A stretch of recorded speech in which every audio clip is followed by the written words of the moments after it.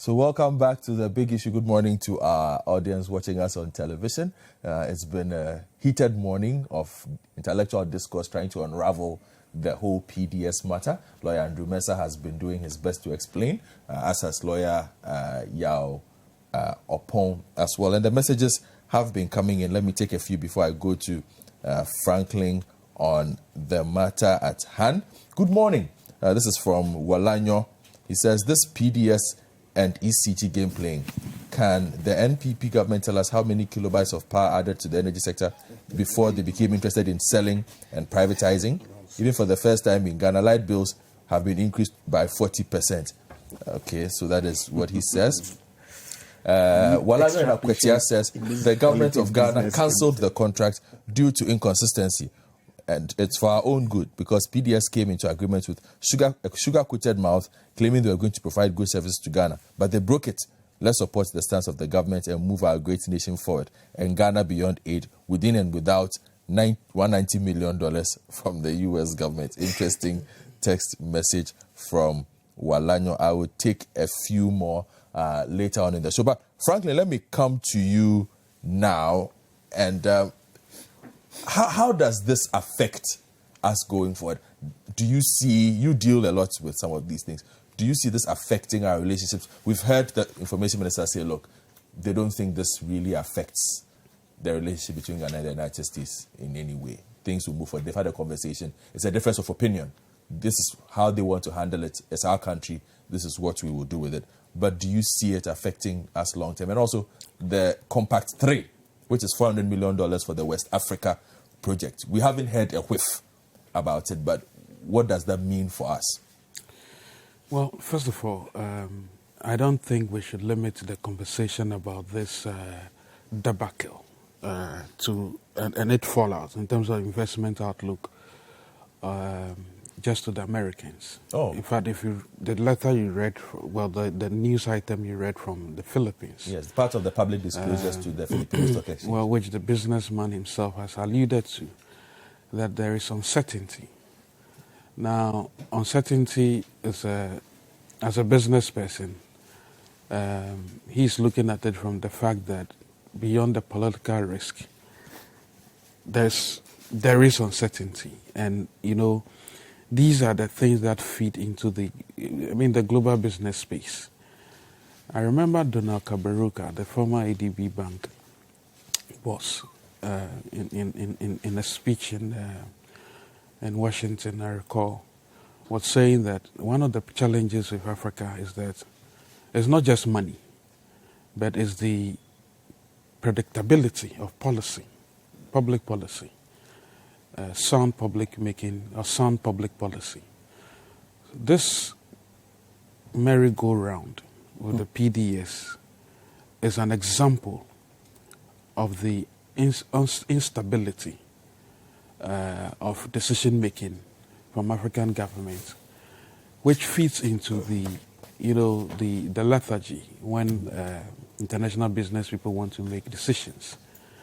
I'm not saying that this particular decision is what is replicated with the current government per se, but this is significant enough because this is a template where you have international investors looking into a critical matter that could also boost economic development. So beyond the fear that the relationship with the Americans will be strained, which I'm not too sure will be strained forever, by the way. This is just a temporary blip. But of course, there's a larger problem out there, which is what Espinosa has referred to. And of course, when business people want to invest in the country, they also undertake political risk, and they gauge through market intelligence. So it was through market intelligence that obviously made him make those statements. So it's not as if, maybe he was looking into a crystal ball. But given what had gone on with this whole PDS brouhaha, clearly, if you're a business person, a businessman with people's money, you definitely want to make certain commentary like this. So I'm sure the the Filipino business community would have said, well, okay, so this guy was right anyway. But, of course, the fallback plan here is that he has Asia, where he believes Asia is more stable. So one of the conversations about Ghana Beyond Aid and indeed the Africa Beyond Aid narrative is not necessarily about money. It's about the quality of public policy making, the predictability with which business people can make decisions. So you can have all manner of summits in every part of the globe. In fact, you can do a charter, and I've seen the Ghana Beyond Aid charter. It's a useful document. But at the end of the day, if the decisions that ought to be made on the back of those, rather very lofty ideas are not backed by predictability in government, in public policy making, then there's a problem. Those are the preliminary comments I wanted to make on this. But you see, we decided that we did not necessarily side with the Americans that contract sanctity alone.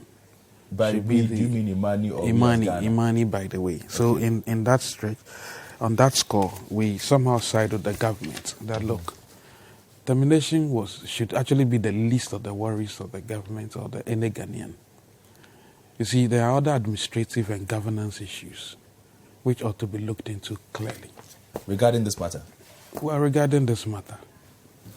We've also said, by the way, that we do not think there was fraud per se, and that the persons involved in this PDS saga should not be prosecuted.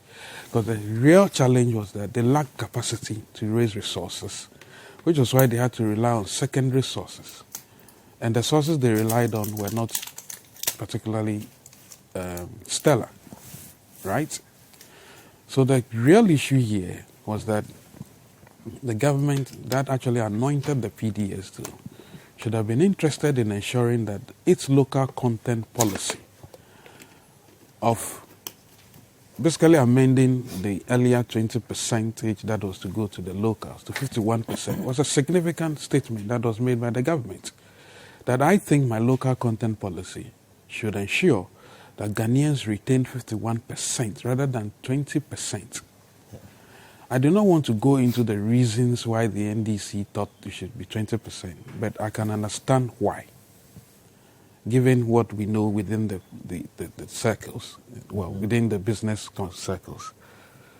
How many Ghanaians had the capability to raise $650 million or $580 million, which was needed to be the shareholding percentage in this particular deal?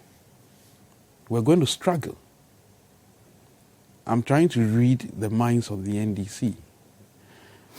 Because even 5% local content, when we've got oil deals, it's a problem.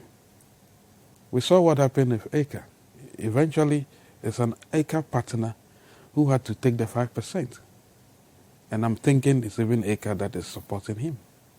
Because quite frankly, the capacity to raise that money was also problematic, which was why we needed to rely on secondary sources. Tying to that particular construct is also the fact that we had an unstable public regulator of tariffs, which would have informed any serious investor that if I'm coming to invest $580 million in this entity, the fallback plan, which is my insurance, if I'm not able to get my money, would be the tariffs on the PURC. But so long as the PURC is at the beck and call of any government, rather than perform its professional duties, and the tariff setting structure itself is always in the yo-yo. Well, is that accurate? But that is the point. No, but if the PURC were in the hands of the government, no, it's not. They have increased or, they had difficulty. But within this period, that particular matter. Do you know how many times the PRC has, made decisions that are not even economic? That the government comes and says, okay, look, we think this will have too much impact on the Ghanaian. Not the shareholding or the shareholders of the utility. who have invested money. In this case, even if ECG were investing money, you'd have thought that it was investing public money. But because of the principle of tragedy of the commons, what belongs to you, you tend to take care of. But what belongs to everybody else tends to fall into disrepair. That principle alone guided or undergirded the decisions of the PRC, to the extent that the struggles that the PDS consortium had in raising revenue was partly because investors were not necessarily interested, I'm sure, were not going to get that money, because they felt that the insurance, the word I'm trying to use is the collateral, that particular collateral, the engine for that collateral itself is wobbly, because the administrative and the governance expectations of the PURC, which is the tariff settings authority in itself, it's not credible. That is why I'm saying that we should be more interested in the governance and administrative issues that vitiated this contract, rather than the sanctity of the contract per se. It was a fact that we did not have parties who had the leverage, the stature, to raise $580 million. Because don't forget, the Americans were going to invest $500 million. In fact, now, any significant strategic partner we need to come into this entity to rescue it needs $650 million, because there's $190 million which is gone. So we need $650 million, somebody with $650 million muscle, still in keeping with our 51% local content policy, indigenization policy, which I solely and I'm proud of.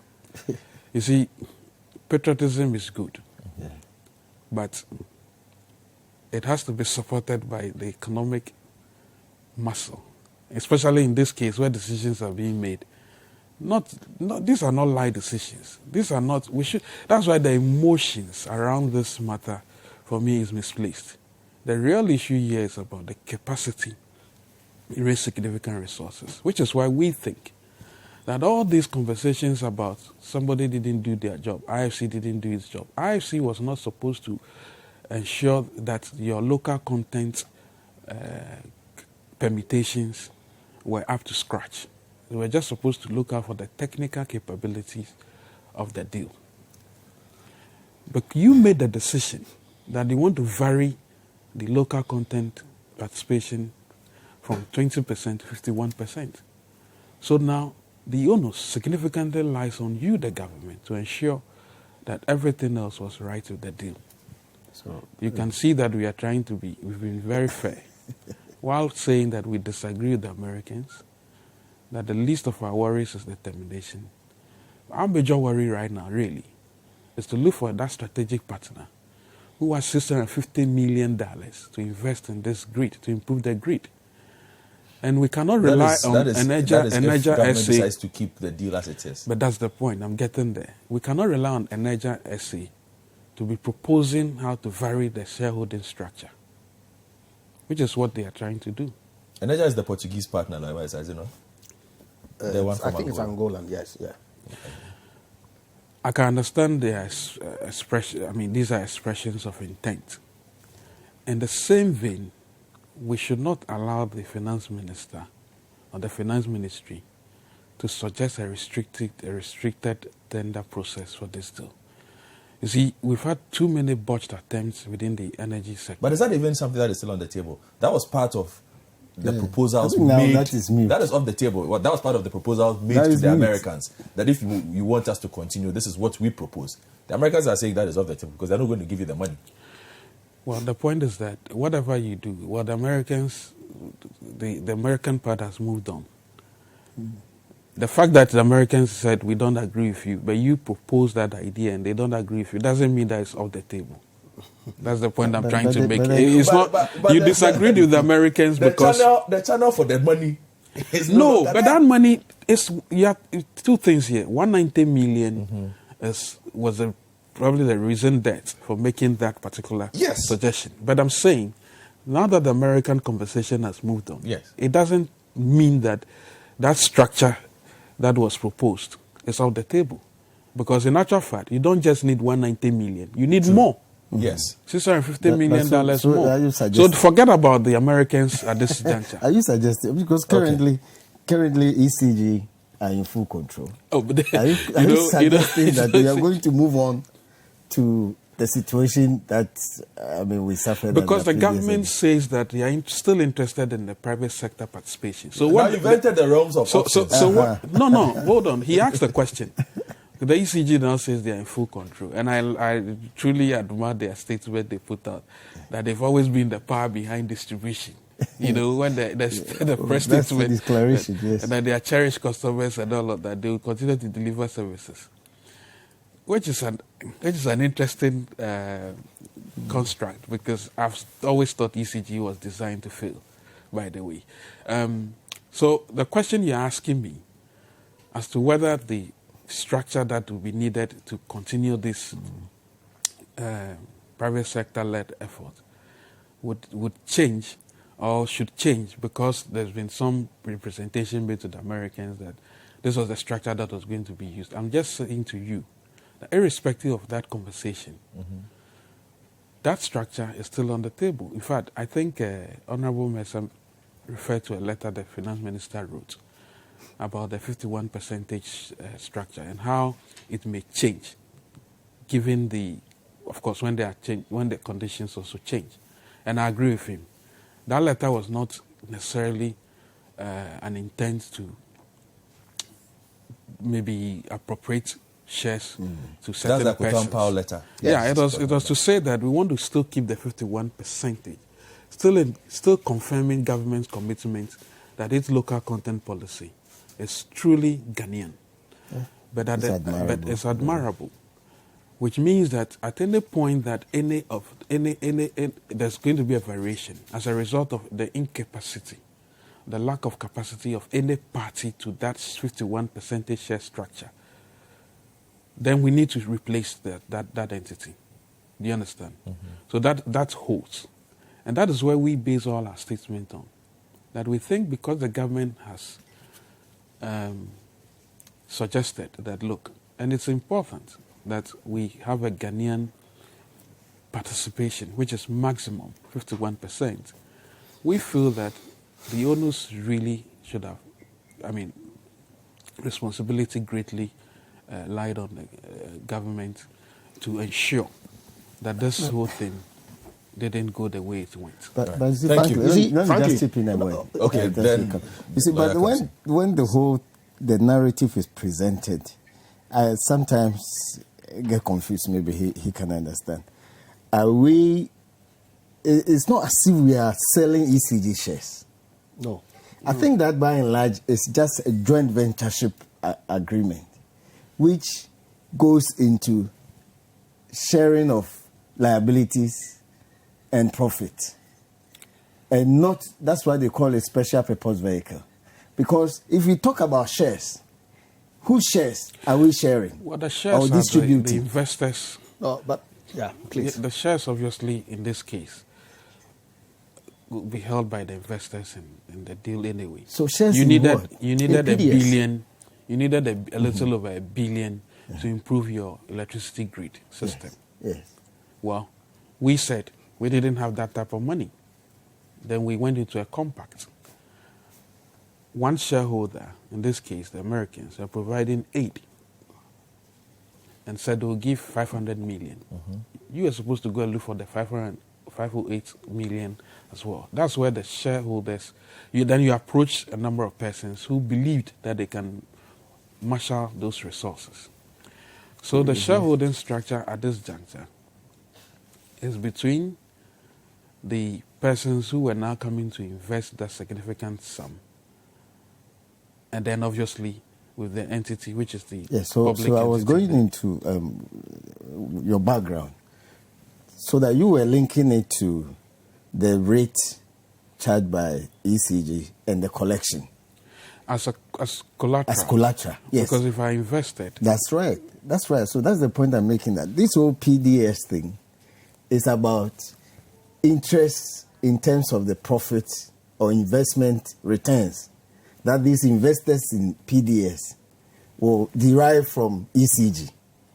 Well, of course, because the idea is that you are investing money in a business and you To make a improve it. return, Yes. you improve it, make a Turn return. it around, make it a profitable Pay, venture. obviously, your shareholders. Yes. And then you're supposed to That's hold right. that for 20 years Yes. or So the viability of ECG in terms of even the rate and the revenue is a very important Yeah, determinant. but that viability is dependent on the fact, on the management of the resources, on the management of the entity itself. So even though there's a history that you have an asset, I know where you're getting to, that, well, why did we even need this anyway? When the entity that is supposed to provide the collateral itself is juicy.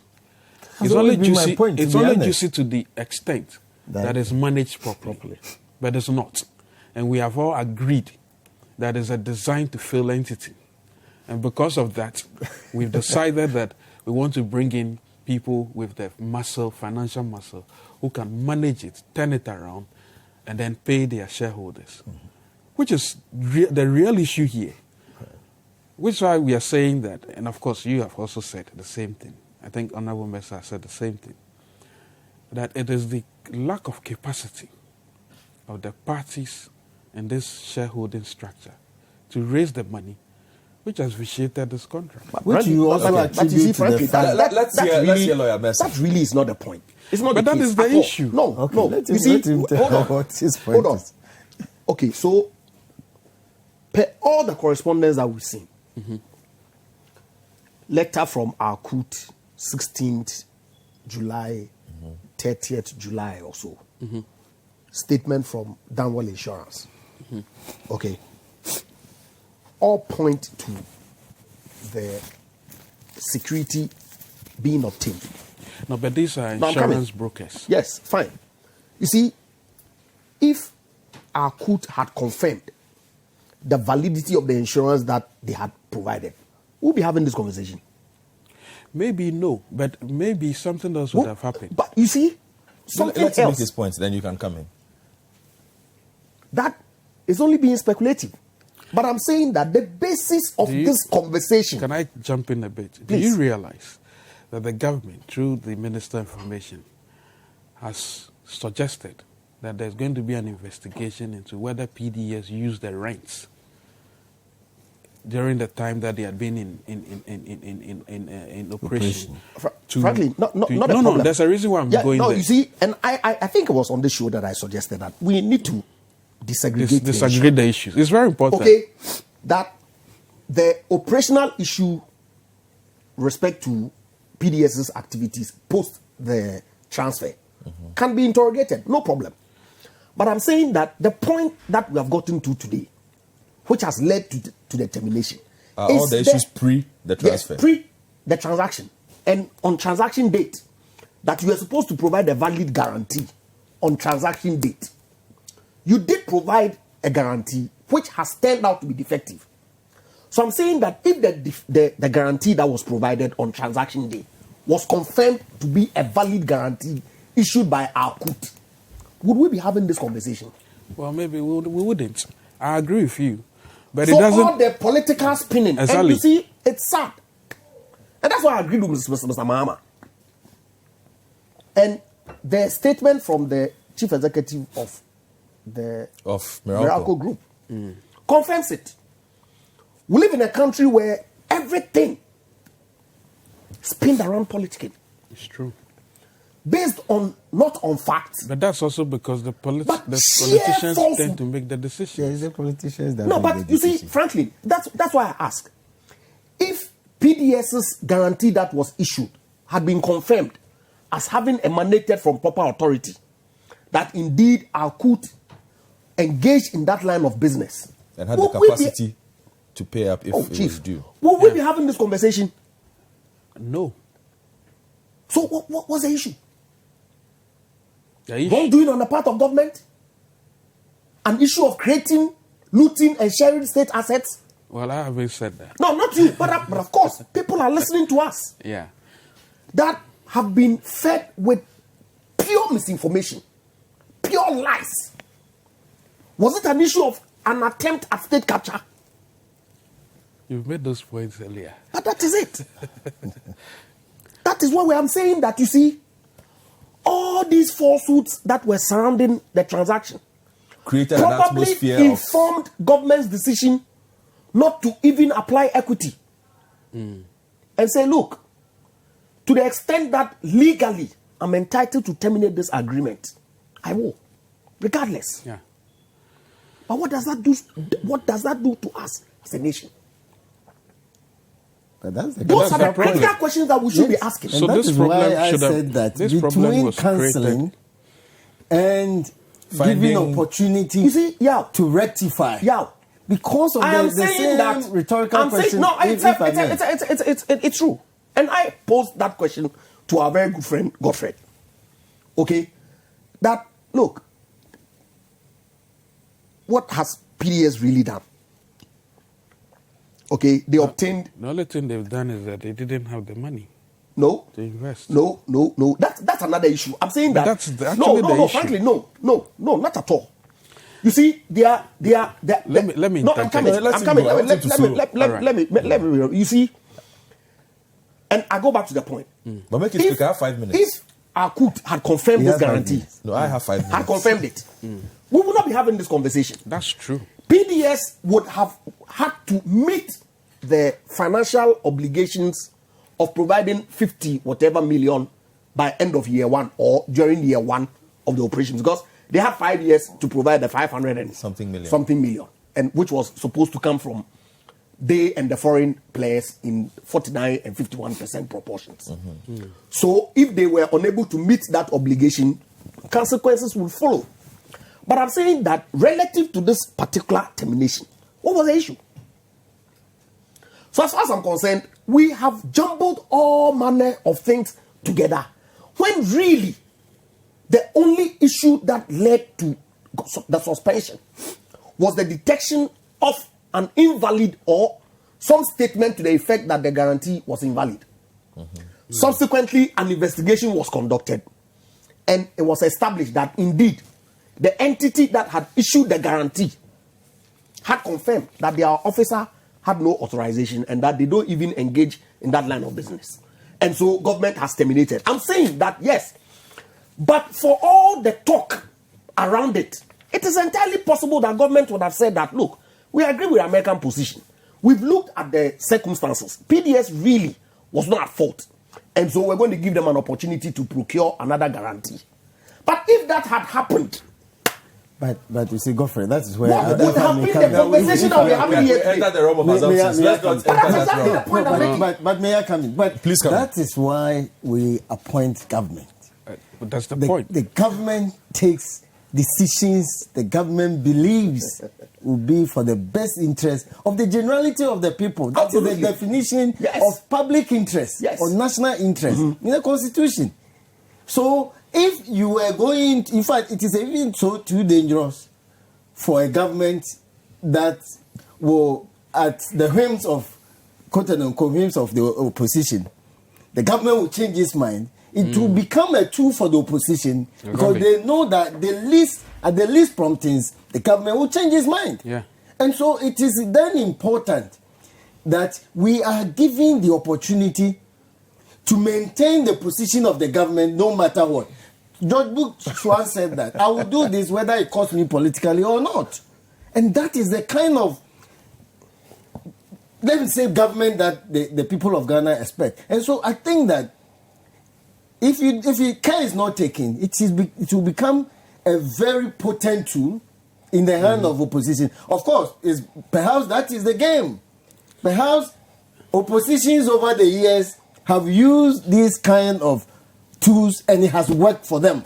Falsehood, but as a tool. I'm not going into that. I'm saying that's the fact. I'm saying that. That's the fact. I'm saying that based on what the people of Ghana are discerning, and we are not going to act on falsehood. We are also capable of knowing what is true and what is false. And we may not need anybody. Once we have the facts, we will then not need anybody to inform us on what decisions to make. But my point is that based on perhaps the assumption that you raised, and it's just an assumption, that perhaps government may have even agreed with the Americans, give PDS further opportunity to perhaps get a better or correct, if I may put it so, a valid insurance or even guarantee.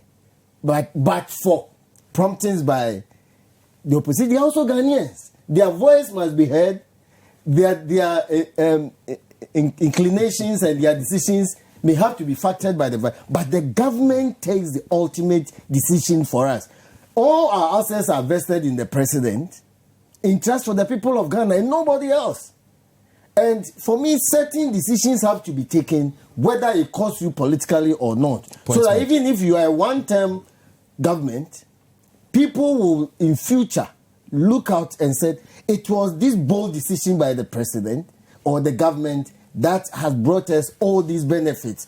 It may be at the time, governments have taken decisions that at the time people have said that, oh, well, it wasn't beneficial. They may have even suffered politically. Mm-hmm. But the future decision of others, that is why people believe that parties rule. I don't believe in that. But then if you believe in that, that is why NPP came back to power in the first place. On the basis that people rather thought that perhaps they did better during Kufuor's time. And so let's give them another opportunity to compare to the others. So take decisions that you think ultimately, that is why executive power is vested in our president. That's exactly what has been And done. when you take a decision, no, you said that perhaps. Yeah. But for the promptings or maybe the criticisms or allegations, it is a very dangerous tool to allow opposition to have. But the good thing is, I'm saying that the people of Ghana are discerning. Now, ECG have been given back their power to supply us power, so to speak.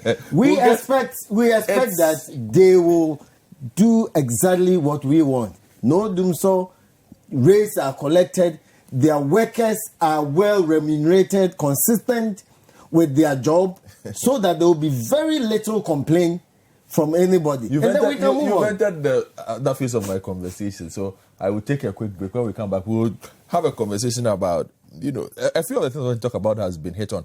What are the options for government? Do they change the ownership percentage? Is Ghana's... Do you leave ECG alone in all this? Do what you have to do, but make sure, because like Lawyer Paul also alluded to, if you look at the numbers that came, there was a hint of efficiency. The numbers looked good. So do you leave ECG and say, let's keep the working culture that you suddenly developed over the past 4 months that was working for you and see what we can do with this whilst looking for investment elsewhere? We'll discuss this after the break. Welcome back to The Big Issue. I'll be taking your messages in a bit, having a conversation with Andrew Mercer, Member of Parliament for 2nd D, Yaupon private legal practitioner Franklin Kujo, President of Imani Africa. We're still expecting Sidney Hereford on the show. He's very, very late, even by his own standards. But we'll try and we hope he's okay wherever he is, and we'll try and get Sidney on the show later on. And I'll try and take your messages via the WhatsApp line 0549 986 996 0549 986 996. And I hope the conversation is making sense to you at home. Let me just take a couple of messages on the matter. Let's see. 2nd D, Abrantier Kwame Nabatels, obviously a constituent of Andrew Mercer. The president wanted to ensure that Ghanaians benefited more from this more than foreigners. That's why he made it at least 51% for Ghanaians rather than NDC's 20%. Let us not be harsh to the Ghanaian shareholders who have lost. It was they and not Morocco who tried to arrange the insurance guarantee. They have not been accused of doing anything fraudulent, but it is clear that those who arranged it for them did not arrange it properly. Godfred, this is Danzo from Bojas. Honorable Mercer cannot convince anybody that due diligence was done. How long will it take to write to the insurance companies to ascertain the validity of the guarantee? Well, they did write. ECG did write. So, again, on the matter, the day ECG was informed that the day ECG was advised that they needed to see in form and in substance whether the guarantee was in fact a genuine one, they did write. Lawyer Mercer doesn't know what it is. Yes, there's documentation. There's extensive documentation to this that we can verify independently. So, my good friend Bojase Danzot, that is good information for you, so that next time when you are speaking about this, you have some more information. Farouk in Tema says ex-president Kufuor got MCA Compact 1 worth over $500 million without us losing any state assets. Why did ex-president Mahama alone get us Compact 2 with this huge strange attached for us to lose ECG? All because Americans had no trust in ex-president Mahama's corrupt government. The double tongue speaking of ex-president Mahama and NDC. That's an interesting inference. Must stop. I'm inclined to agree with him. Well, you still have the 300 million without any condition now, isn't it? So is it just 190? Well, there's one here. Let me read it. Maxwell from Tonga. I've always told you, my only caveat when I read messages is keep the language civil and don't make any spurious allegations. I will not repeat your message on air. Send me something that I can read. Maxwell. Let's go to Twitter and see what is happening on Twitter. Let's see on the matter. Max Nene hashtag resist oppressors rule says, I thought PDS is for MPP. Saddest part is that there are people who invested in men's gold and are insisting due diligence was not done on PDS. Okay, hashtag the big issue. That's interesting. Illustration. PDS is for MPP. African Sun, Y Obrefo. He says government needs no praise for terminating this PDS contract. Due diligence was poorly done and led to all this confusion about insurance, bonds, and guarantee, etc. Those who refuse to see this risk now want us to clap for them because of what? Disrespect.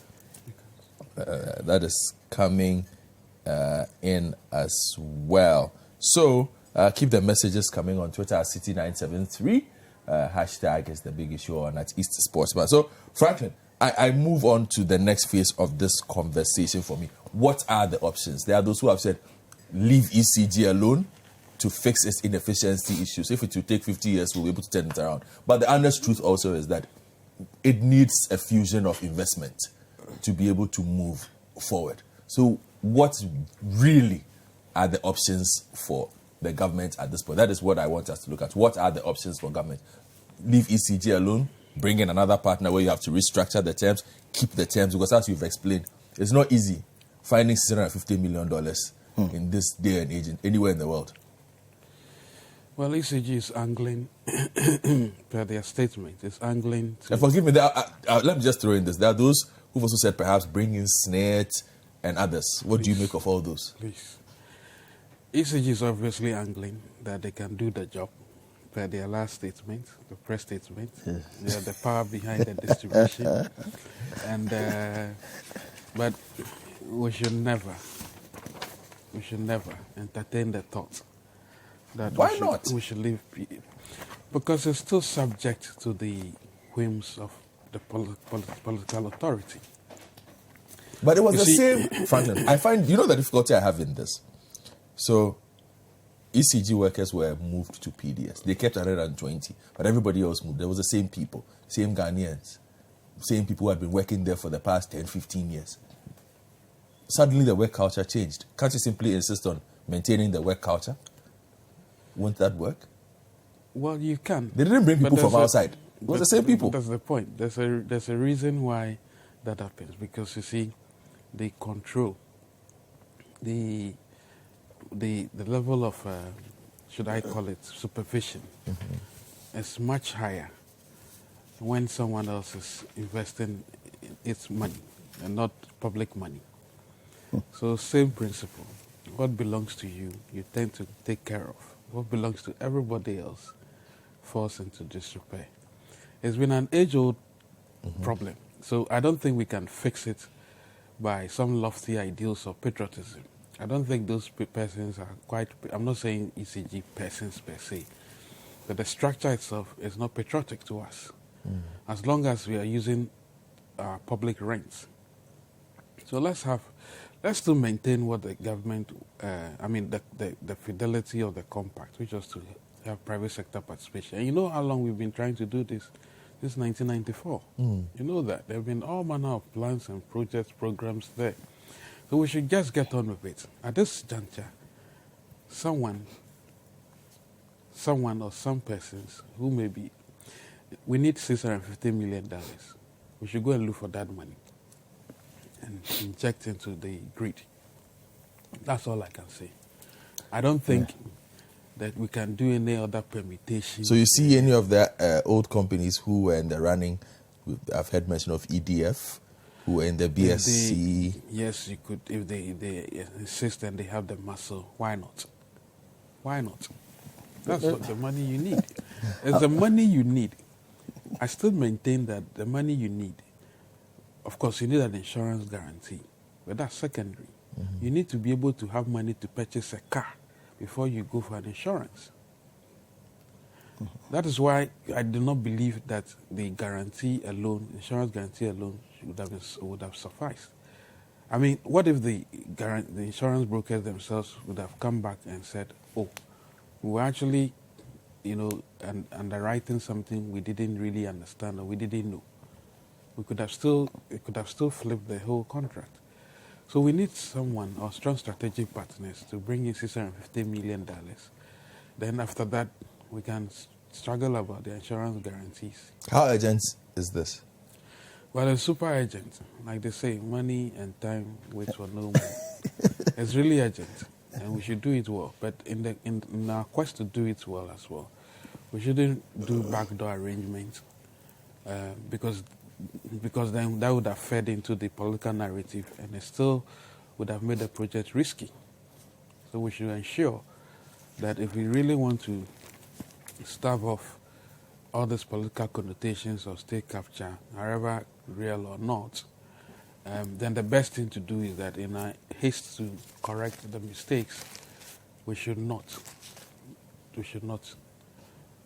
feed into the narrative that this was done below the bar, and I don't think that's what the government would want to do. Lawyer Pong, options? Well, one, I think that we also faced with this problem because of the monopoly that is vested in ECG.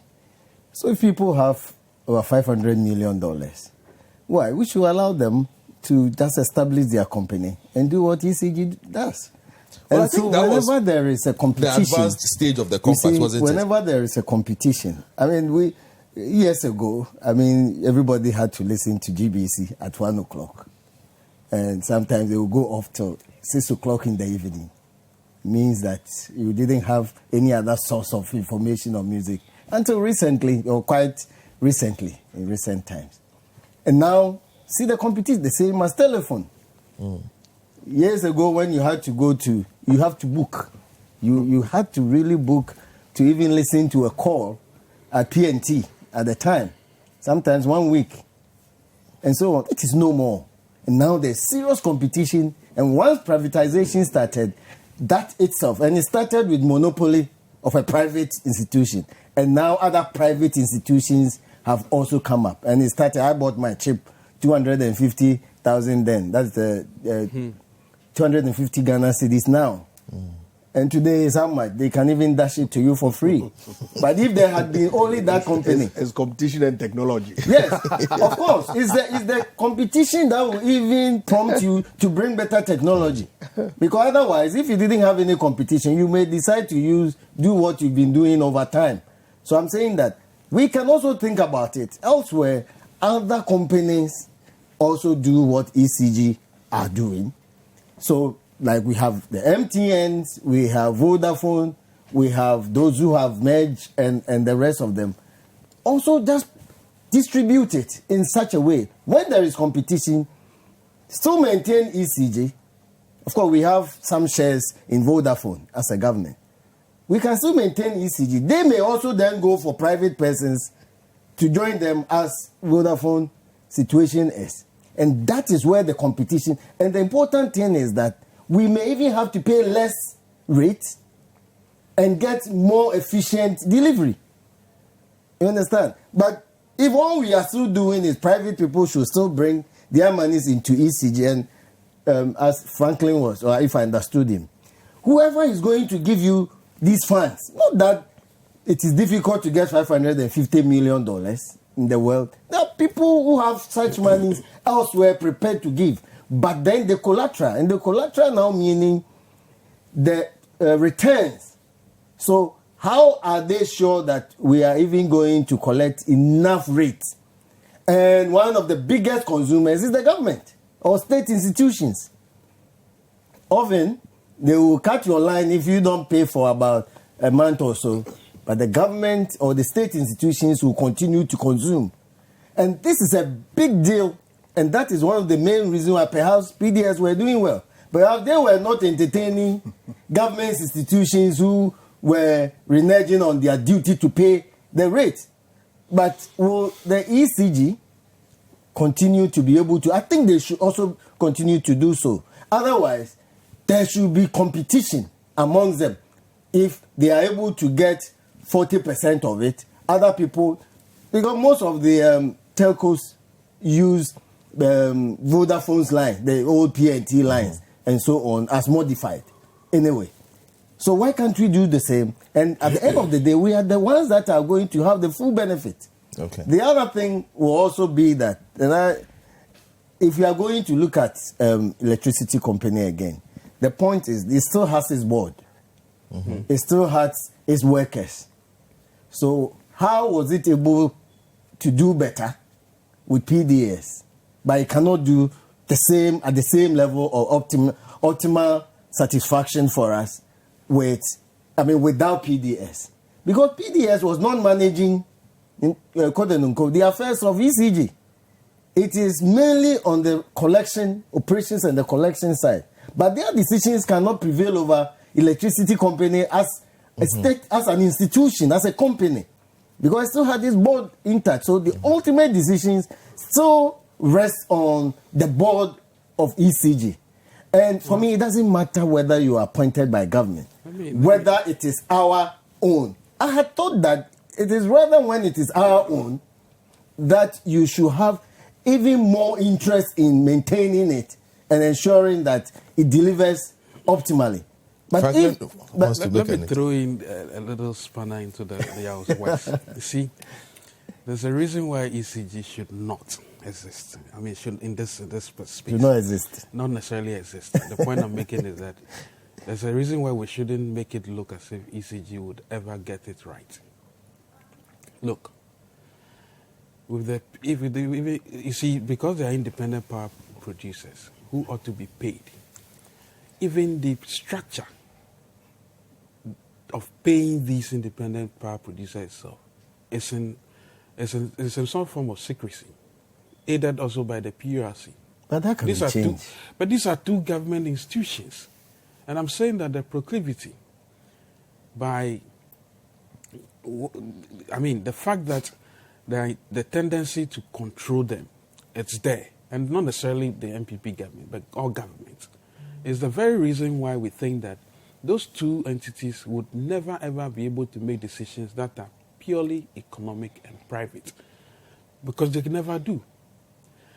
So while there is this seeming, and if you speak to the IPPs, they tell you that they don't even know by what structure some of them get paid ahead of others.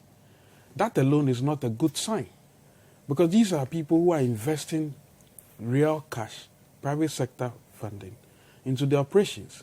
And when it comes to you, the entity collecting the money at the tail end, and then you have a structure that is not clear, is opaque in trying to pay them back their investment, I don't think we can ever entertain. Well, but that is a problem so that I think. Let me have Lawyer Mensah wrap up on this, and then I can move on to my two other topics. So, Lawyer Mensah, options, since we are here now, as they say. Yeah, of course, we are where we are, and I think that it's important for as was clearly stated by the Information Minister, that in the coming days, some roadmap, if you like, would be put out by government regarding what it is that we intend to do with our power distribution entity. Clearly, if the letter that the Finance Minister wrote on the 18th of October to the Americans is anything to go by, the commitment that private sector participation ought to be introduced into the management of ECG is clear. And of course, as Franklin said, this has been on the cards for the longest, since 1994. Right? And so this hiccup in itself should not be grounds for us to jettison that entire program of our desire as a people to introduce private sector participation, to bring some efficiency and, of course, profitability into our power distribution space. And so I expect that in the coming days we should hear definitively from government as to what it is that the plans are. And you know, I believe without a doubt that government will work in the best interest of Ghana in whatever decision that it rolls out going forward. Okay, so on that note, we'll end our conversation on PDS. There are two issues that I will merge into the final. As you might well have heard, our technical university lecture halls are all empty because every single level of employee in there has gone on strike. We have the teachers themselves are on strike. Administrators have gone on strike. The lecturers. Yes, the lecturers have gone on strike. No, it's not a university. Yes, sorry. The lecturers have gone on strike. Thank you. The administrators have gone on strike. Support workers have gone on strike. Basically, complete shutdown on that. And then we also have the GFA elections. Let me start with the GFA elections because I know Franklin is not too much of a football fan, but Lawyer Opon and Lawyer Mensah have their own things there. So I will just dwell on that a bit and then we can talk about the strike. So yesterday, the GFA elections were finally held for the president, at least the day before the EXCO had been held, and you know, said prominent persons went in. The Western region got quite a few people in there. A gentleman called Mark Addo from the Nzima area got into the executive council. Surprised a lot of people because people didn't even know who he was. But he got in there, just like Mr. Simon. He's not a football person. He's not a his team is just about 3 or 4 years old. It's quite rare, you know. But he managed to do that. But the big news was that the CEO of and owner of Dreams FC Kets, Edwin Simon Okweku, has been elected as the president of the Ghana Football Association. And Mr. Okweku fills the spot vacated by the former GFA president, Kwesi Nyantechi. Now, there were 3 rounds of voting. It was a very close election. Yeah, it was a very, very close election. The first round had Mr. Okweku garnering 44, George Afriye had 40, Nanaya Amponsa had 27, Mr. Fred Papo had 6 votes, and Amanda Clinton had 0.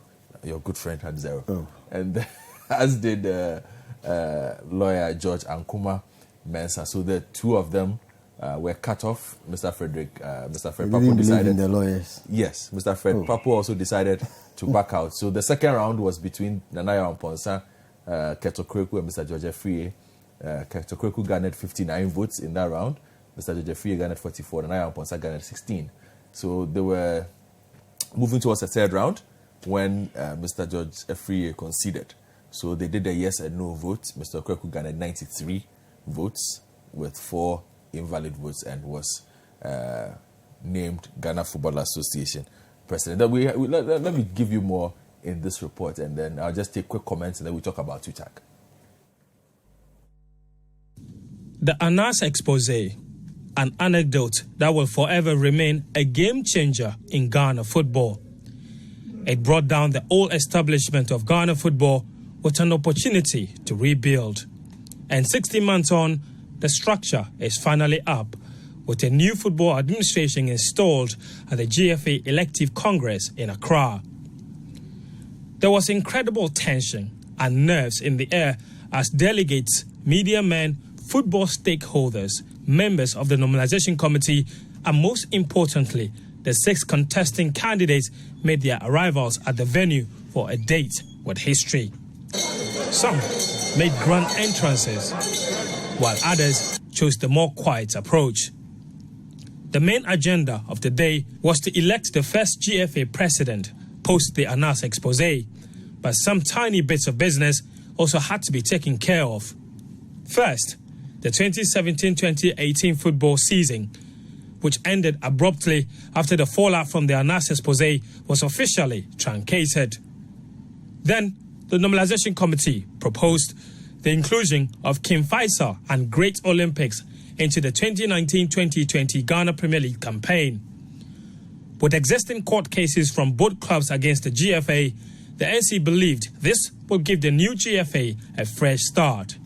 It was backed by 64 of the 120 delegates. May we see by showing of hands those who are in support of what Mr. Randy Abe said.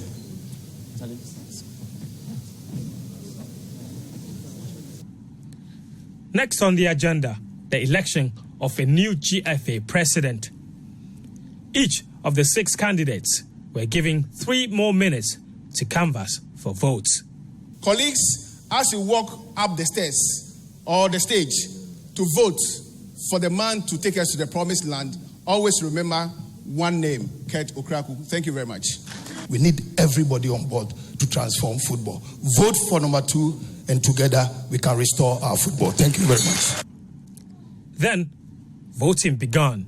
Nana O.F. Giabo II. At the end of voting, the results were incredibly close. Fred Papu, 6 votes. Amanda Akuoko Clinton, 0. Nanaya Amponsan, 27 votes. George Ankuma Mensah, 0. Total valid votes, 117. Total rejected votes, 1. Total votes in the ballot box, 118. With 2 candidates eliminated, the election headed into a second round, preceded by moments of intense lobbying. Fred Papo, though, had seen enough. I'm not interested in contesting this second round in any subsequent round. Thank you. At the end of the second round of voting, still, there was no winner. But Kurt Okraku was getting close. The writings were on the wall. George Afriye urged to concede, and he did. I'm a team player, and I work for football. In the interest of football, I concede defeat, and I congratulate my brother.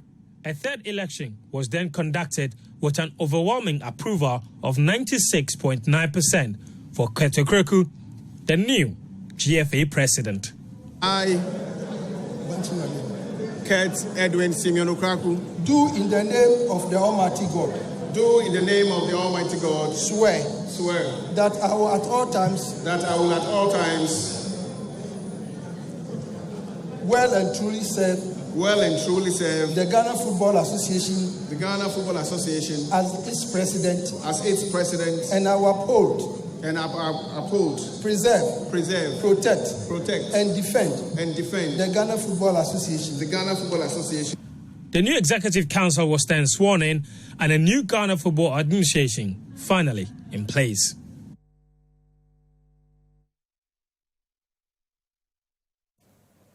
Yeah, so that is what happened at the College of Physicians and Surgeons building yesterday. So congratulations to Mr. Kurt E.S. Okraku. Lawyer Apon, I know you would want to first take on this. Finally, you asked Franklin to tell you what you think Franklin he doesn't like. I believe the elections were free and fair. Yeah.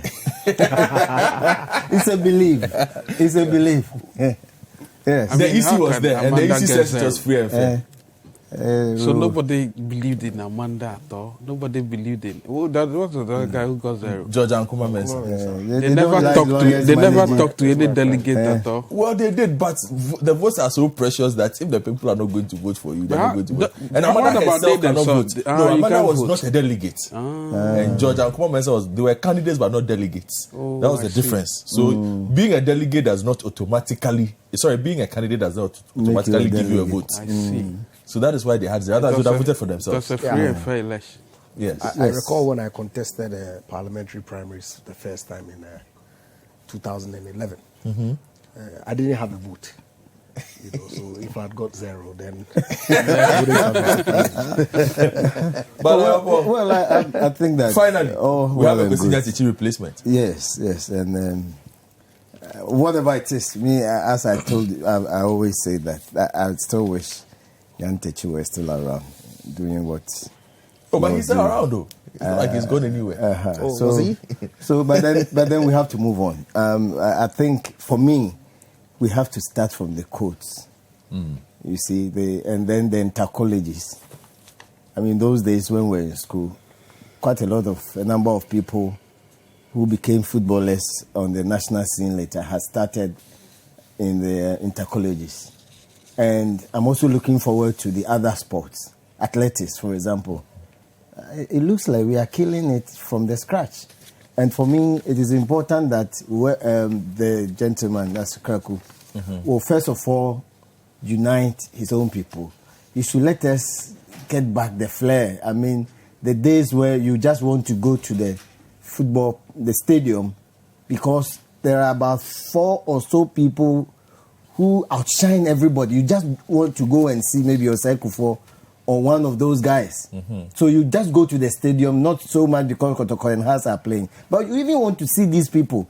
It looks like in recent times that there are no outstanding people, footballers, standing out of those they call outstanding people. So we need to groom, and some of them. That's why I think Dreams FC is doing very well, also because of where they started from. And again, they should try and get their own individual stadiums for themselves. You have no business being a football team or institution for almost 100 years or 90 years. Why are you throwing shade at us of Folk and Kotoko? Oh yes, but I've been consistent about that. It's because they've been pampered with the national stadium, and so they don't see the need. When you become too comfortable in your father's house, you don't even see the need to go and build your own house and leave your father's house for them. And that in itself, as I said the other day, usually it's not just a place where you go on Sunday or on Wednesday, play football, and the doors are locked. It should be a multi-purpose edifice where even during the days where nothing is happening in terms of football, people can just go there, a shopping mall of a sort where you get this sports regalia, T-shirts, and similar things, where you can go and buy those things from there. You know that if you need a certain type of... They can even have a franchise with the other foreign football teams or institutions. Get the Barcelonas. I don't like them though. Anyway, so... But then... up for Tottenham.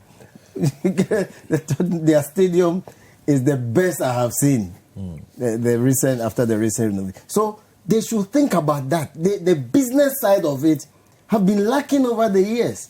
And I want this president, because you see, there's also a danger of just relying on companies for their support and so on.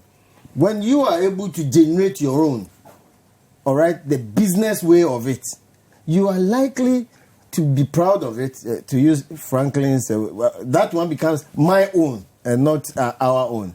And also, there will be no one unseen hand even controlling the coach. And that is how we can also get the best team for the nation to go and play international matches, in my view. So let's start from the scratch. Let's also, externally, also then help the ladies also. We should try and give it also the same attention, or at least to some extent, some attention, like we are giving the male football teams as well. Because now, for the ladies' side, a lot of attention is being given to it internationally, as you can confirm. So on the whole, I think that he should continue the good way. I want us, at any time that there's opportunity for World Cup, we must be there in the first place, and then do our best. Perhaps get a cup one day and bring it home. That is the only thing that will make me then have further interest in this thing, so that we minimize that of the foreign one. Let's have our own teams. And this will allow a lot of people to also establish their own teams, quality teams, so that we can get a wider spectrum from where we can get the national team players to also then put us where we were 2006 and 2010. Thereabout, Thank you very much. So that is... And also they can still tap on the rich knowledge and skills of Nyantechi, and then we can do better. Okay. By the way, people don't want to hear that. How related is Nyantechi related to any of the executive members? No, he's not related to any of them. Let me move on to TUTAG. Let me talk about. So they are the ones. Sorry, on this all important sorry. Please go matter ahead. of the election of a new GFA president. Kwesi and I used to work together at First Atlantic. Of course, Nyantechi was the head of legal there, isn't it? Yeah, until he resigned in 2000. By the way, when I talk about relationship, I don't mean blood relations. I'm just saying. Your point was quite clear. Don't worry. A related person. Your point is quite clear. And so of is he a course, lawyer also? Who? No, Kurt is not. I'm not sure. No, he's not. He's a football administrator professionally. Yeah. And so it was unfortunate the fate that he suffered. But let me commend and congratulate the winner of the elections yesterday. And to be honest, I didn't find time to follow. No worries. The events You are forgiven. and happenings at the physicians and surgeons premises in Accra. But I guess that is a new era, a new dawn for Ghana football. And I hope that they will bring their expertise, their knowledge to bear to ensure that our passion as a nation is restored and that we all will begin to enjoy our football again going forward. Oh, okay. Yeah, I'll be very brief. Since my beloved second 11 wises. Are they coming back? Hopefully very soon. Yeah, they should. They should. Yeah, we want to see 11 Wise and Kazakis. But all said, I think Yao's point about the Mr. Nyantechi's experience. I don't mean the unfortunate thing that happened, but in terms of what he also did to raise the image the image of the game should also be useful. I'm sure the current president may want to. They are quite close. So they are quite close. Yes. So that's the relationship. So you have already. He's received. So I'm happy directly. So in a way, I'm happy. Therefore, that at least the game, the image of the game will still be raised. And I mean, it's a pain to lose such talent sometimes. Well, but since you've brought it up, next week the Attorney General will be in Parliament to answer questions regarding the current status of the complaint made by the President against Mr. Kwesi Nyantechi. So Tuesday, Lawyer Bessa will be in Parliament to follow that particular update. Who asked the question? The Mion MP. And it's been admitted for Tuesday. So we will be there to see where that goes. So we move on from the football to talk about the strikes, because for about 2 weeks or so now, the lecture halls at technical universities across the country have been empty, and this has affected the school calendar because the Technical Universities Association of Ghana this week they met government. There was a stalemate. It was an 8-hour meeting that ended in a stalemate, and they left with Twitter saying that, look, just meet our conditions. We are not ready for any sort of compromise, or we stay out of the lecture rooms. Now, they've also been joined by the Technical Universities Administrators Association as well, nationwide. So there's a lot happening in that space. We caught up with the Greater Accra chair of TUTAG, Dr. Ibrahim Ziberu. So we'll listen to him, and then we'll also listen to some students of some of the technical universities who are pleading for government to respond positively to the request of the lecturers so that they can return to the classrooms. The Technical University Teachers Association of Ghana, TUTAG, on October 7, 2019, declared an indefinite strike to press home its demand for better conditions of service for staff of technical universities in Ghana. The association says since the upgrading of polytechnics to universities, employees of the universities have not received the emoluments required of university lecturers. When it comes to allowances, that's where the problem is. While a lecturer in a polytechnic is given a rent of 25 Ghana cedis in the case of Accra, and even in us today, we still take 25 cedis as rent. And we are arguing that no. In the universities, they are taking 20% of their basic as their rent subsidy or allowance. Our colleagues in Takoradi takes 15 cedis. Our colleagues in Sunyani take 10 cedis. Those in Cape Coast, Takoradi, Tamale, Koforidua, they take 20 cedis, and Kumase. So the question we ask is, where is the parity of prestige? Government team was led by Bright Urakubobe. He's the Deputy Minister for Employment and Labor Relations. He told us they are going to seek the authorization from the Minister of Finance and get back to us. So we are waiting. 2 weeks into the strike by TUTAG, the Technical University Administrators Association of Ghana, TUAG, also issued a statement declaring an indefinite strike over the failure of government to adhere to the placement of senior staff and members in administration on the appropriate base pay, as it applies to the respective job grades in public universities. Since TUTAG embarked on their strike, administrators of the various technical universities too, we have senior members as well as senior staff categories of the various technical universities. And so there was that need for us to also drive home our issues as regards the migration. And since the migration took place, in fact, the senior staff category were not affected at all, as though there was no transformation. And so there is that need for us to also draw the attention of stakeholders to also see light in what we are doing. At the Accra Technical University, some of the lecture halls were locked, while those opened had few students in without lecturers. Most of the students were loitering on campus, standing on the corridors of the lecture halls and sitting under trees on campus. The students say the strike is taking a toll on their academic lives. They are thus appealing to government to address the concerns of the lecturers and the administrators. With this strike in session all over campus, across all the 10 TUs and then, our TU universities, the impact is that in a way, it does in a way bring about retaliation in terms of we learning and then lecturers coming to lecture hall or classrooms to lecture students. So with the retaliation, it has caused them not to come to class to teach again, but to be in their various offices and then also do one or two things that will benefit them. So the government should tackle or go back and face the airline, make sure the airlines are working, the airlines or the framework are inefficient. If not, then it should tackle it. Then from there, what they are demanding for should be given to them. The strike is really affecting us.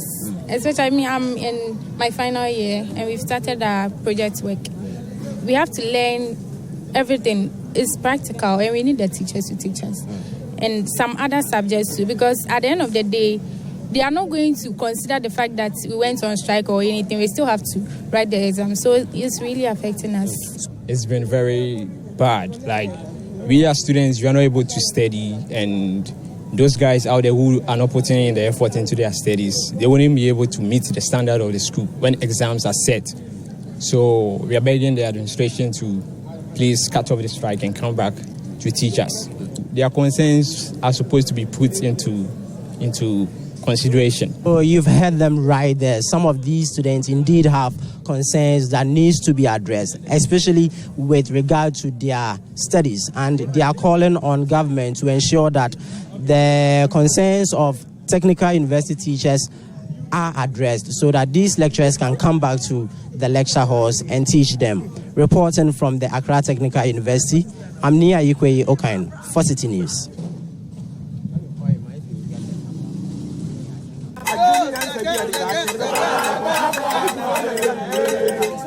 The plight of students in technical universities across the country worsened after members of the Technical University Administrators Association of Ghana joined the strike by the Technical University Teachers Association of Ghana. The unions embarked on the action to compel government to address their concerns about conditions of service following the conversion of polytechnics into universities. Already, majority of the students at the Kumasi Technical University have left campus, while the few remaining students either spend their time playing games or loitering about. These students joined in a peaceful protest on Friday to appeal to government to resolve concerns of their lecturers and administrative staff members. This protest comes after a similar one by their counterparts of the Accra Technical University. Some executives of the Student Representative Council of the university spoke to Citi News. I'm saying there's three things. One, we need our lecturers back. We want to go back to the lecture halls. Yes. Two, government should resolve all issues with the labor unions within the technical universities. Yes. Because we are tired of this strike action. Today, Twitter will go on strike. Tomorrow, Twitter will go. Tomorrow, Twitter will go. We are tired of this strike action. Not only Twitter. All labor unions must be migrated fully. They should enjoy the full rights as they deserve. Three is public universities must be treated equal. Legon Tech shouldn't be given more preference than Kumasi Technical University or Confederate Technical University. We are all universities and we should be accorded the same respect. Sure. That's why we are here. We are pleading with the government to probably settle this issue. We are neither on the government or Twitter side. What we as students pleading for is that peace will reign so that we will go back to lecture hall. Well, it's been 3 weeks now. No lectures. All academic activities has been halted. So we are pleading with the government. Please and please again, let peace reign so that we go back to the lecture hall. Acting SRC president of the university says students cannot continue to waste their precious time on campus. A lot of concerns. Students are coming here and there. We've not been in class for almost 3 weeks. Always roaming about, others are going home, and concerned students are always misbehaving, pressuring us to do demonstration and all that. Today we chose to do internal demonstration here, and this is a peaceful one, and we know that the government is going to listen to whatever that we are going to say, because the concerned students are really ready to do anything hasty just to get back to the classrooms. So we are pleading with the government to come into our aid and also to help us, because the students are really pissed off, and everything that they are doing is really disgusting, and they are pressing with the students' leaders. The students are with united voice and they want government to act as soon as possible. This is how students of the Kumasi Technical University have chosen to go about their day today. They are not so happy about the continuous stay out of the classrooms while their lecturers are on strike, and also some staff of the university are not working. They want government to expedite processes to ensure their lecturers and other staff of the university are back to work. Reporting from the Kumasi Technical University, I am Hafiz Tijani for Citi News.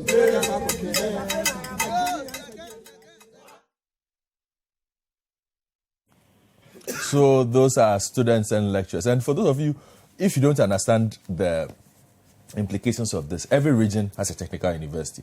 Technical universities are what used to be called polytechnic. So at the moment, there are 10 universities in this country that are not operating. Basically, that is what it is. Because lecturers are not working, administrators are not working, and it's a matter of a base pay. So I'm trying to break this down for those of you who have not been following this. And it means thousands and thousands of students, as you just heard, are just there in Kumasi. They say they've not had lectures for 3 weeks now. And the lecturers have also said they are resolute. I'm going to read. In fact, just coming in today is one from the Technical Universities Workers Association. They have also joined the strike. So let me just give you the press statement. As it reads, TUWAG joins TUTAG, TUWAG, and TUSAG strike. You know, all their names, the acronyms are here. So this TUWAG is TUWAG. That is the Technical Universities Workers Association. And they are joining TUTAG, which is the Teachers Association, TUAG, which is the Administrators Association, and TUSAG, which is the Workers Association. So let me just go on and give you this one. At a executive board meeting held today, 24th October 2019, at Accra Technical University, we resolved to invoke Section 168(1) of Labour Act 2003, Act 651, to join the other unions in technical universities with immediate effect.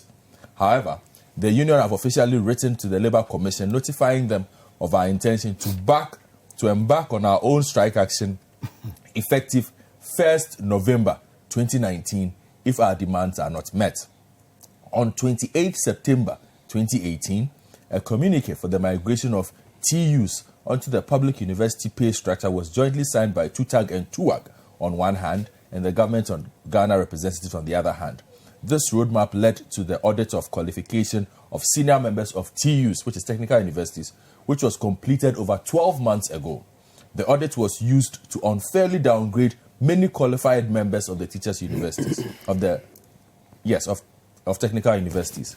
We are of the view that the Ministry of Education do not hold any regard to our demand as contained in our letter dated 5th of August 2018, and the communique as mentioned above, by excluding us from any discussions on the migration since then.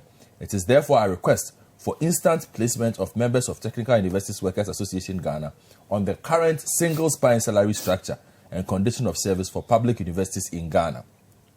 The failure of our employers so far to migrate us onto the requisite pay structure that applies to public universities is upsetting, and tensions on various campuses have reached uncontrollable levels. TUAG therefore joins the other three unions, TUTAG, TUAG, and TUSAG, on their strike action immediately. Signed by the national president of TUAG, Nana Kwapon Ofe Bohene, and his secretary, Bernard Kwame Muse. Now, I'm going to read something to you also from the Technical Universities Teachers Association of Ghana, which is their position on the matter, signed by Joseph Danso, the General Secretary. And it basically sets out, you know him? Oh, no, sorry. Okay. Something else. It basically sets out what their issues are. And it says, Fair Wages and Salaries Commission update on the government TUTAG deliberations so far. And let me just go to the bullet points of this. It says, 1, TUTAG has not been migrated onto the single spine salary structure for public universities, along with all allowances due them as claimed by the Fair Wages and Salaries Commission. Per a letter dated 6th August 2019 from the Minister of Finance, TUTAG was supposed to be migrated onto the public university salary grade structure effective August 2019. However, only one item on the structure, namely interim market premium, was computed and paid in September 2019. Already, the basic salary for respective lectureship grades at the public universities and polytechnics in Ghana are essentially the same across board. Unfortunately, the migration occurred without the requisite allowances due to TUTAG per the public university salary grade structure. TUTAG demands that the requisite allowances be paid to its members. TUTAG demands that the requisite allowances be paid to its members went unattended, and this led to the declaration of a sit-down strike by TUTAG.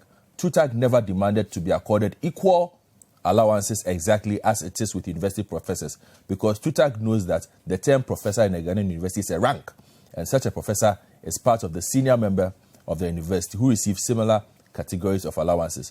And there are no allowances specifically designed for university professors in Ghana that TUTAG can demand same. TUTAG cannot ask for something which does not exist in the first place. 2, TUTAG stated clearly at the meeting with government that we were not there to negotiate new allowances, but to demand payment of all payroll-related allowances due senior members as per the migration, which were already being paid as part of the single science for public universities in Ghana. Government requested the names of the allowances concerned, and TUTAG respectfully supplied the information. Free Wages confirmed the allowances but indicated that there are differences in these allowances at the respective universities. Therefore, they were in the process of streamlining the rates, which would take time to complete. In the spirit of fairness and equity, TUTAG asked to be paid the least rate as pertains at UPSA, for instance, pending completion of the streamlining exercise by Fair Wages. Government rejected this and sought to negotiate new and lower rates with TUTAG. Naturally, TUTAG resisted this move by government, government further proposed to pay its proposed lower rates to TUTAG till hopefully April 2021, when the lower rates will be raised to the prevailing rates in public universities. TUTAG could not agree to either. It is therefore false, mischievous and insulting of the intelligence of TUTAG and perhaps the public for anyone to suggest that TUTAG made dire demands for entertainment allowance, and that one of the reasons TUTAG embarked upon the strike, irrespective of the effect on the teeming students in the country, was this particular allowance. It also goes on to say, and I'm reading just the final one so we can begin the conversation, if government did not reject our legitimate demand for the payment of all allowances due us in line with the least rates available at public university, there would not have occurred any stalemate. They then go on to make an appeal to their students, say that we want you to know that we are concerned for your plight. However, this fight is necessary to maintain and sustain an environment conducive for motivational teaching and learning for the good of all students and Ghana at large. So these are the communications that have come out on the matter so far. Technical university lecturers across the country on strike, frankly. And as we are getting close to an election, we know we are going to get a lot more of these. But I don't remember the last time we had such a comprehensive shutdown, because basically all the 4 tiers of workers who work in technical universities have laid down tools. There is something that is trying to correct itself.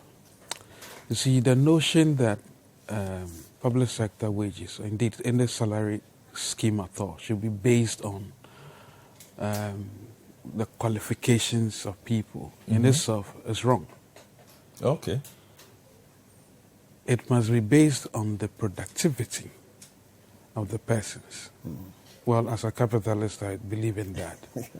So the fact that I have a degree in, let's say, land economy, put it that way, and you have a degree in landscaping and all of that, right? And maybe, let me use a better analogy. The fact that Yapon has a degree in accounting and works at Citi FM, and I also have a degree in something else, maybe organizational management, does not mean that we should be paid the same rate. The effort that Yao puts in crunching numbers is not equal to what I do. For the father that keeps parks and gardens nice, however back-breaking it is, can never be equated to the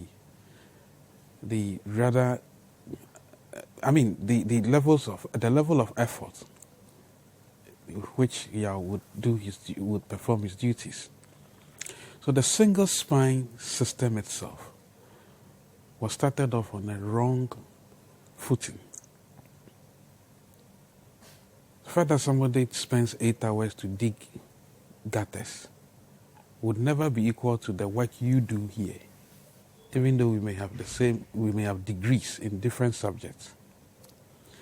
So I knew that this correction mechanism was going to play out in one way or the other, to the extent that we then elevated overnight a chunk of our public sector workers in almost every facet of our public life onto a mechanism that said, we are rewarding you based on your certification, but not on your levels of effort. We knew these kinds of problems were going to happen.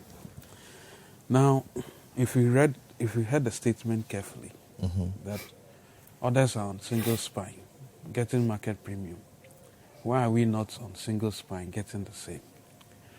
But that singular decision that the Mahama administration took, against all advice, I recall at Mani, we set up a forum for education reform made up of eminent educationists, including private sector persons. And we authored a paper. In fact, we met the minister at the time.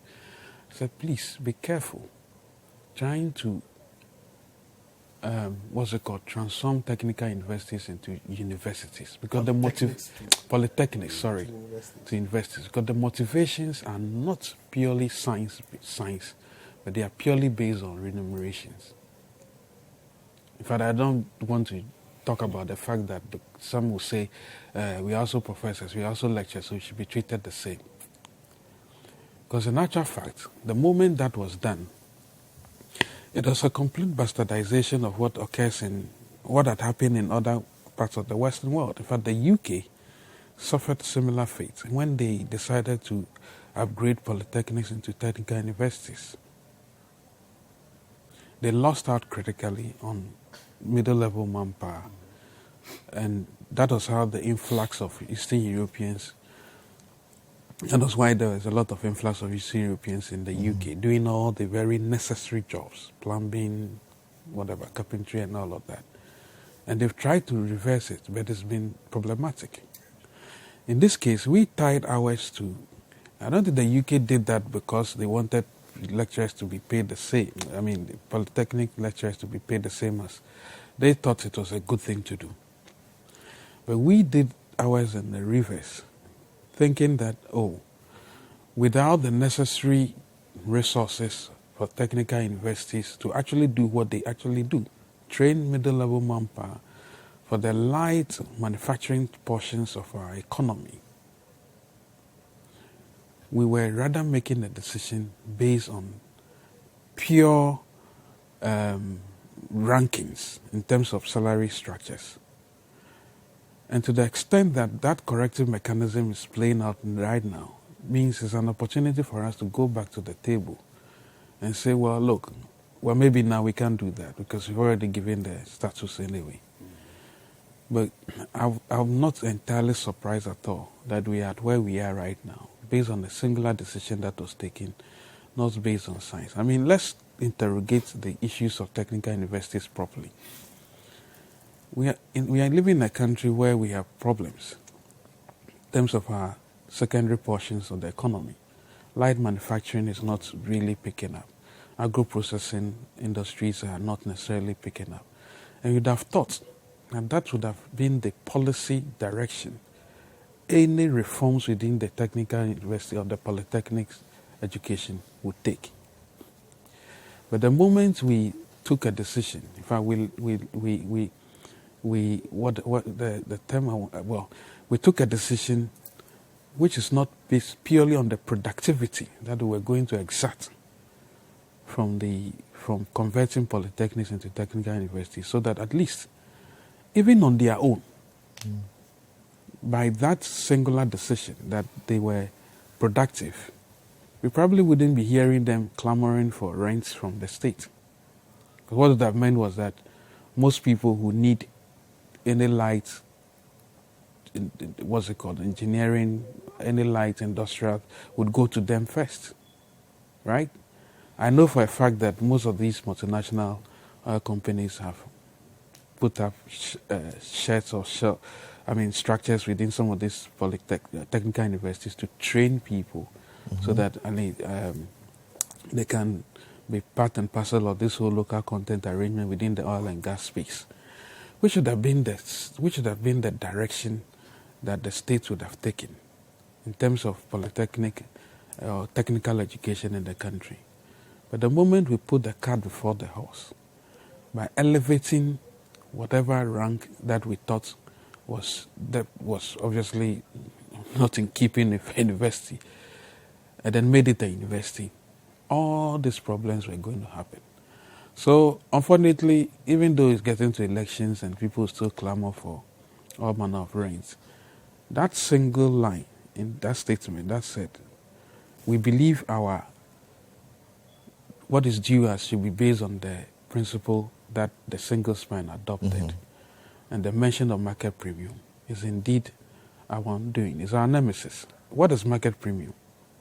Presumably, well, if we are all on the same scale and somebody seems to have put in a lot more hours, then the person needs market premium. It's not based on the effort, but it's extra duty. You may have been performing extra hours, but probably not giving us the exact amount of productivity. So what is this basis? The basis for determining these salaries itself. The point I'm making that is 40. Okay. So 40 from the start, that our certifications are equal, is wrong. It's never true.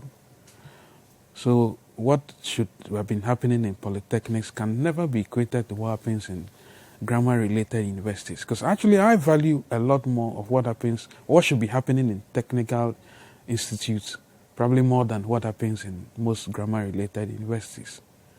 So the fact that, well, I mean, the courses that are done, you can be sure if you do an audit of the courses that are done in the technical universities, there's a lot more business, there's a lot more grammar-related courses than the technical related courses, right?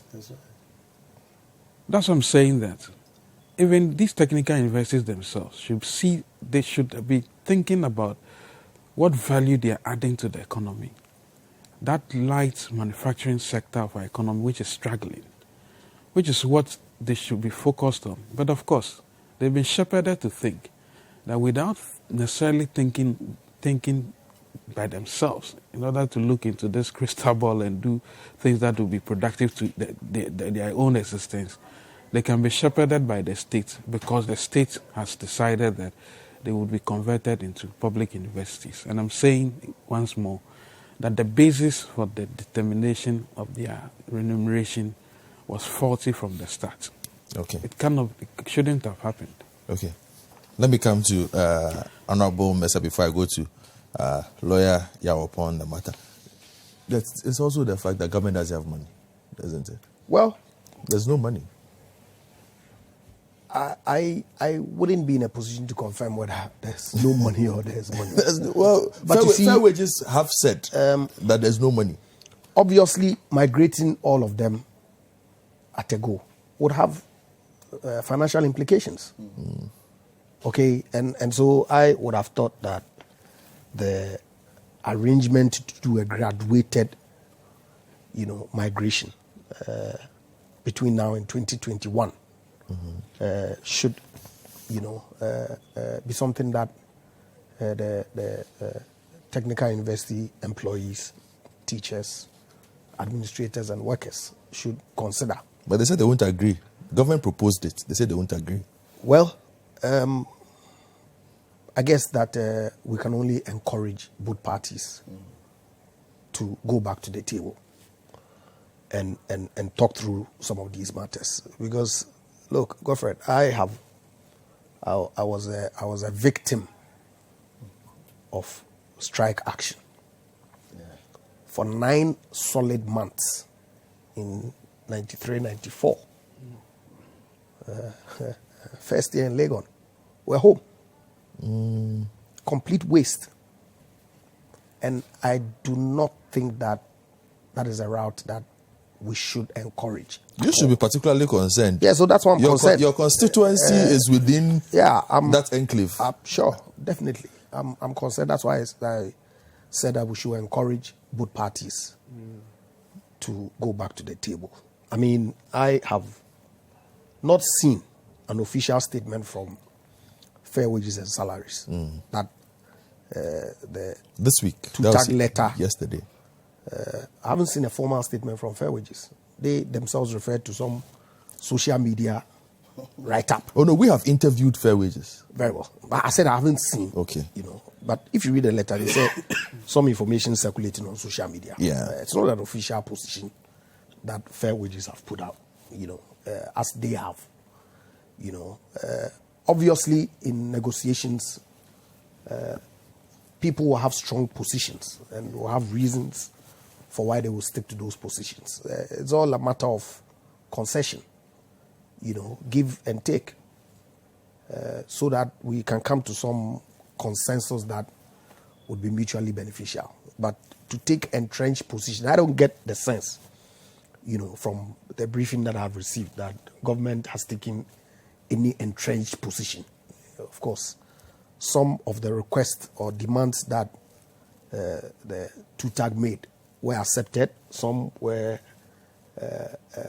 accepted and reviewed, and all that. But at a point, they felt that, look, let's declare a stalemate, 8-hour meeting. Clearly, government is prepared to sit with them and talk. And so I would encourage, both parties, because in matters like this, you can't go back and fault the people who took the decision. That's true.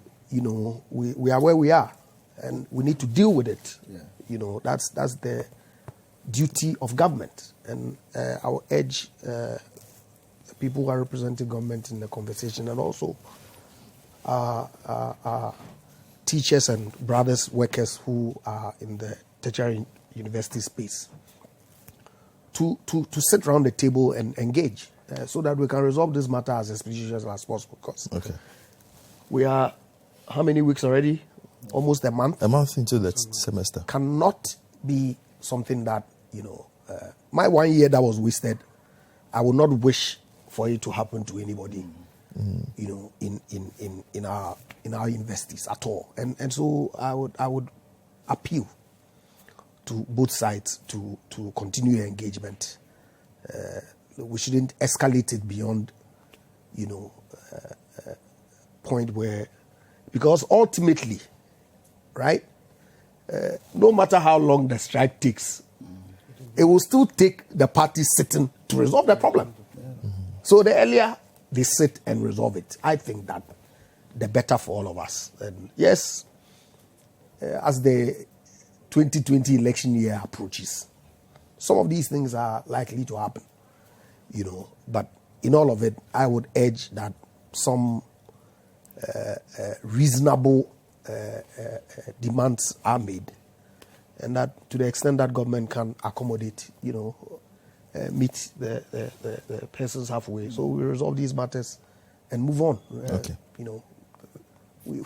We need to move, and so what has to be done has to be done. Okay, let me take a couple of messages on the conversation so far, and then Lawyer Pong will give us. But I was wondering on the lighter side whether it was one of the lessons that Mr. Mahama has learned that he says we should give him a chance to come and.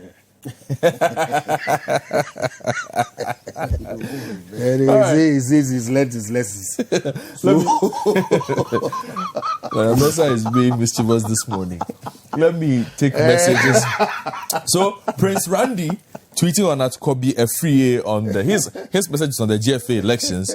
He says never play down friendship, loyalty, money, tribal connections, and ethnocentrism in our body politics. That manifested itself at the GFA elections. That is my opinion. So that is from Kobe Free.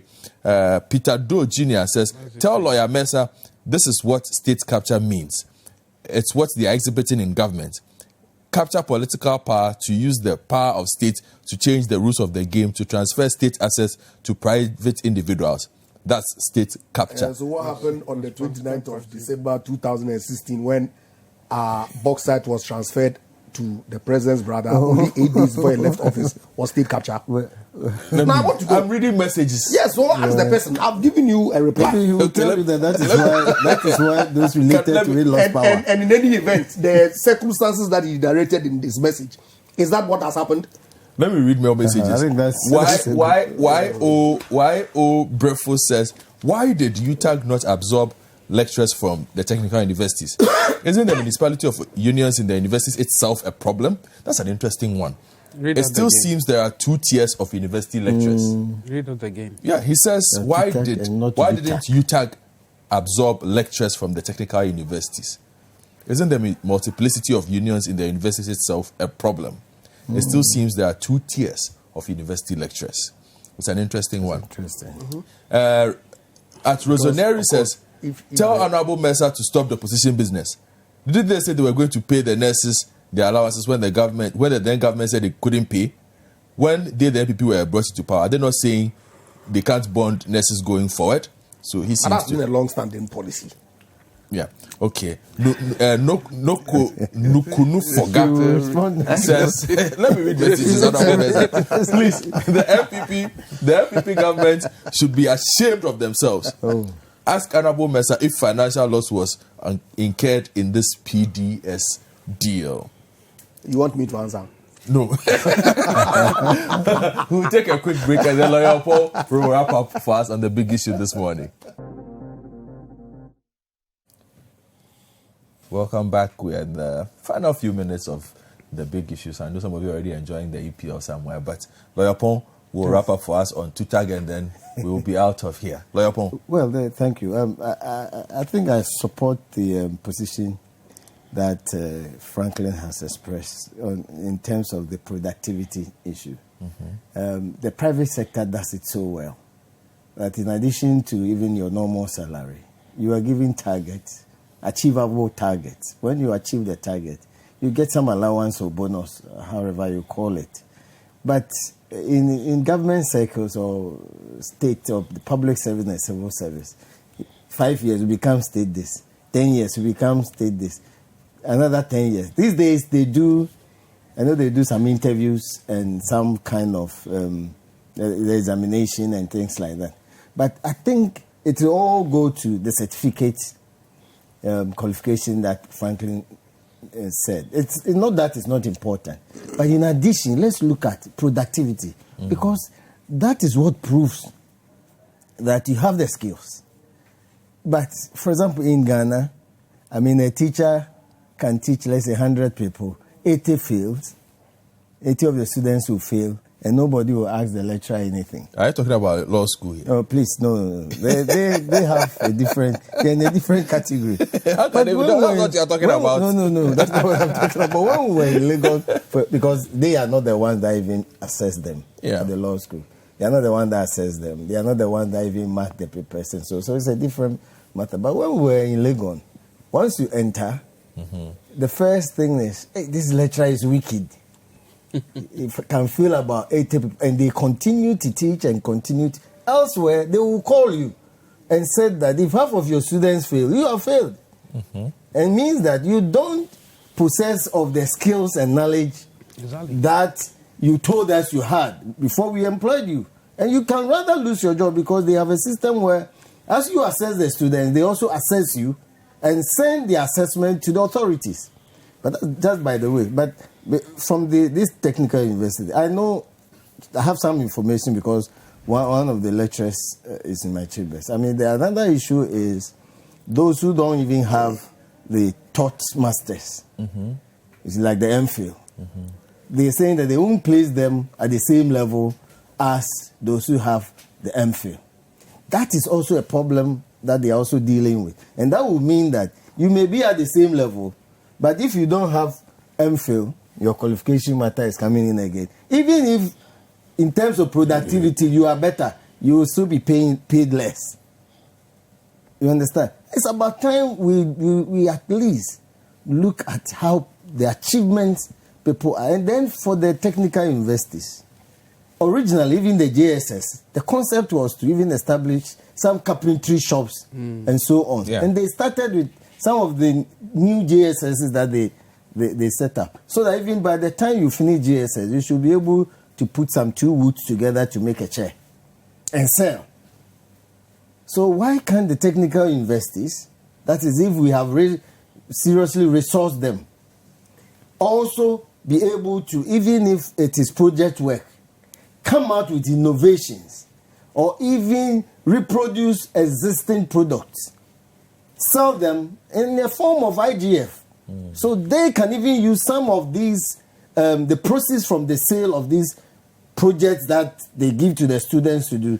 You should be able to make some watches. In fact, they would have been at the forefront of the policy of one district, one factory. Fantastic. If indeed we had the capabilities. Yes, and we resolve because some of the factories should even be on the campuses so that as they work on it, hands-on, they will get the direct experience and even start manufacturing. Some of them don't really call for much. That's interesting because I know there's one of the successful 1D1Fs is in a prison. Yes, in the prison, in the toilet roll. Yes, but that somebody established the factory there. But what it means is that some of the prisoners will be able to learn even how to put few things together to manufacture toilet roll. So if we resource these universities this way, a lot of what they are asking for now, they will be able to pay for themselves from the products that they come out with. Sell some to the very students because they should be products that are necessaries. You see, daily, maybe soap and toiletries and things like that. And then the general public can also sell. But for example, in a Greek university, they should be able to just get their own rice or plantain, convert it into some other things so that we are able to also buy to support them. Okay. But, of course, if we always have to go back to government, and they may have to because perhaps the state hasn't also given them the tools. So the old Benson Benner and those things in the labs, they still use it. They should be able to manufacture calculators and even mobile phones and things like that. And then they can sell and get the process. Okay. Thank you very much, Lawyer Yawapon. Let me take my final round of messages and wrap up. A lot of my messages are addressed to Honorable Mesa this morning. I might give him the opportunity to respond to a few. So he should be able to answer. So, Honorable Mesa, Honorable Ejapa has by submissions made it clear that the three ministers of energy, of information, and of finance have been variously confused by this PDS debacle. I don't think that is what he said. Ejapa says they had expressed their individual opinions to Ghanaians instead of facts and credible information. Joe from Legon. I guess you can answer this for me. No, I don't think that's what you said, so I will leave that to be. Let me see. Yes, another long one here for you. Honorable Mesa, there is nothing that you can say in advance that will reasonably and legally absolve government and the government appointees on MIDA from blame. Our ministers on MIDA were completely negligent and so somehow complicit in the birth and death of PDS. That's an interesting one. Indeed, all the current members must be disqualified from participating in the participation of any government asset. In fact, the idea of privatizing ECG must be shelved. The future will certainly take care of those persons on MIDA and the ECG boards whose negligence led to the demise of PDS. You see, the whole issue of this... You have 2 minutes, of this PDS debacle, as Franklin described it, hinges on the Akut confirmation that they hadn't issued the guarantee. That's it. And so, if Akut had confirmed that the guarantee was valid, we won't be having this conversation. So, wherein lies the allegation that somebody was negligent? But we just allow Akut to get away with murder. No, but you see, that point really is PDS's to take on with them. That's it. So if there's any government legal... had a duty to confirm the guarantee that had been issued by an insurance company. He goes to confirm. The insurance company says, I didn't issue it. Based on that, the people have not provided a valid guarantee. If Akut has any claim, let them deal with... PDS has any claim. Let them deal with their agents. The partners in the chain. That's the thing. But before then, to attribute negligence on the part of government, you don't understand the issues. It's as simple as that. But his point is, why have the assets been transferred? What assets were transferred? Have you forgotten that because the ECG indicated a need for confirmations to be made post that date, the final transfer date was September? Are you not aware? Are you not? So how come then PDS started operations? No, but of course, like I said, the transaction had a specific timeline that had to be met, which was the first March date that the MCC had indicated. Lawyers who had vetted the document say, verify. So ECG says, good, we'll verify. But because there's a need for us to do the verification, final transfer date will not be 1st March, but 1st September. What was the issue? Okay, so you clarified that particular situation. Let me wrap up. Thank you very much, Member of Parliament for Second Andrew Ejapa Mercer. He's found time for a safe journey to Kofodia. Your seminar has started, I checked. Yes, I know. It's a good job he's doing here as well. So. I checked. Lawyer Yawapon as well. Thank you very much. Franklin Kujo was here. Sydney couldn't make it. We'll call Sydney and find out why he couldn't make it, but we hope he's well wherever he is. My name is Godfred Akoto Boafo. Thank you for staying with us on The Big Issue. You can listen to us again Sunday, 10 a.m. Have a good weekend.